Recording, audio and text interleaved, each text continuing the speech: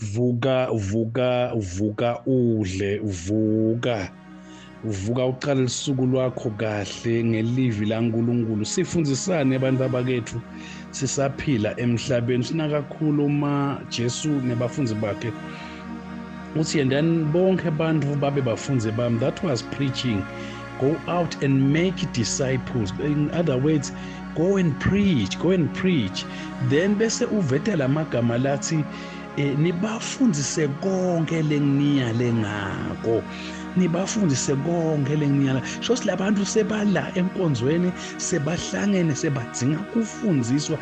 Uthi ke bafundiseni konke lengiyale ngako. Ngiko ke lamuhla ngithathe sithathe lesifundo lesi while others are still preaching and benda umsebenzi waNkulunkulu, nami angwende ngalalo umsebenzi ngibambela. Uthini ke uNkulunkulu ke egameni likaJesu ngesifude uthini ke ngoba sikhuluma ngekuthi umbhalo uthini health. Uma sikhuluma health ufuna uNkulunkulu asitsheleke ukuthi sisafisha ke sisajike manethi ethi ngikuphi lokukahle egameni likaJesu. Lapha ke kule case lena creator waba very straight, waba right on point egameni likaJesu. Nawufunza incwadi yaLeviticus chapter 11 usuke verse 9 uye ku11 ukhuluma nje lamagama utshela wonke umuntu uthi egameni likaJesu nitawudla ifishi kuphela lenema-fins nalene-scales kuphela. Lama-fins nginakulo ngase kuyikuthi mphikwane efishini. Number 2 ema-scales ngilolo ukuthi impepheleti. Uthi ke creator kulo muntu lamdalile wamati kuze adle loku healthy, adle akuyeke lokungasiko healthy. Uthi ke elwadle ndawudla lokunema-fins nidle lokunema-scales kuphela. Leviticus 11 sura verse 9 kuya ku11. No eating of crabs, no eating of lobsters, no eating of shrimps, no eating of oysters nalokunye egameni likaJesu. They do not have fins and scales. All these shellfishes were created to be scavengers. Umsebenzi wato ukucleana lwandle. Why wena ufune kudla lokhu lokungibona lehufa yasemantini? Why wena ufune kudla lento lena le cleaner lwandle le cleaner wena uthanda lokubona ku clean idodi udle futhi sinjalo vele nje. Usithini isithembiso saNkulunkulu kulabantu labatawulanza lama principles of health? Uthi nje uNkulunkulu ngiyakubona la kushoko kulaba labangafuni kulandzela. Okay, kulaba labatimiseleke bona labathi ngifuna kwalandzela lama principles of health.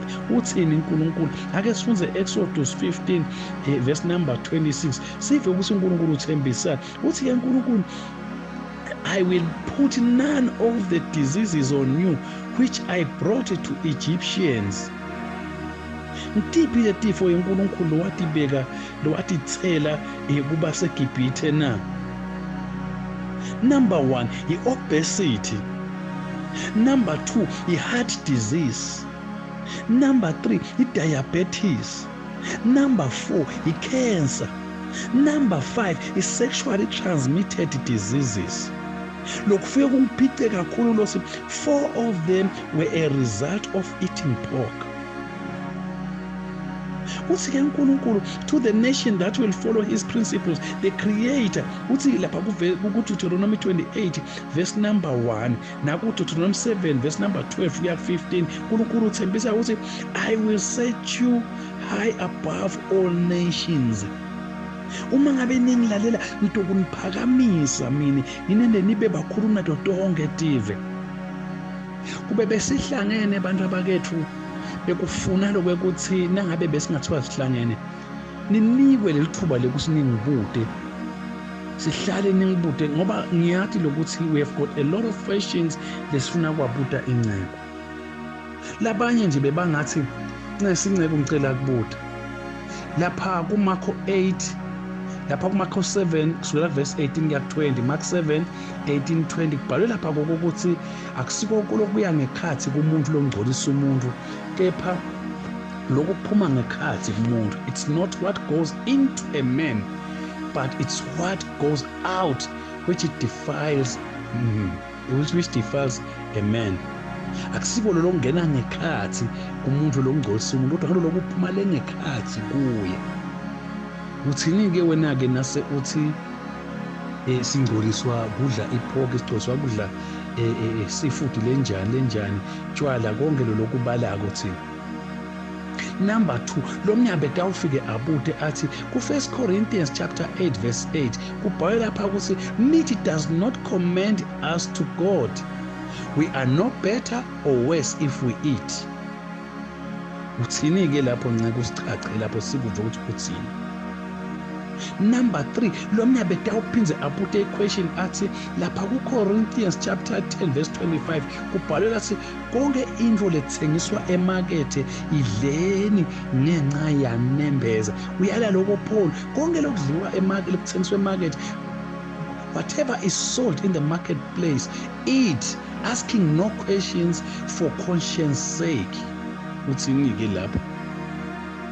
Besitawudiscussa ke. Number 4, lo mnyabe ngeta na Genesis chapter 9 verse number 3 athi uNkulunkulu akashongo yena ukuthi every moving thing that lives shall be food to you. Every moving thing, konke lokuhambako lokuphefumulako yawuba kudla kwakho. Manje sokuthi ngena sothona sikuyeke lokho. Number 5, lo mnyabe yawuqhamuka na 1 Timothy chapter 3 chapter 5 verse 23. 1 Timothy 5:23 athi Paul abesho ukuthini nakathi kuTimothy akanathele wayini lelincane endele sisu sakhe. Kejangala ngehlanye wena uthi masingabunathi.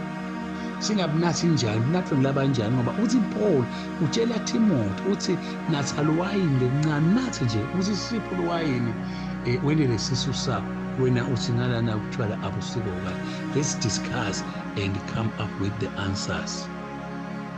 Sitawuqhubeka abantu abakethu kube besinesikhathi besitawuthi discussa sitilungise kahle siphume sesivumelana ngoba liqinisa lithi uNkulunkulu akatiphikisi akaphambana la kushido kuphela ukuthi thina siyisithande sinasifunza sifune kufunza lokutosithathini sifunze silitwistele live lisho lokho lesifuna likusho kithi noma sewuchazelwe ukuthi wo lo mbhalo lona lo ubudako usho ukuthi ase sicheke na verse 9 litovumelana nalo awufuni wena kukwemukela because ufuna lokutawufavor wena. How I wish besingake sikudiscuss sikuqatunule size sitophuma nesisombululo wonke umuntu aphume acacisekile phasi kwesihloko lesesithi what the Bible says about health. Amen.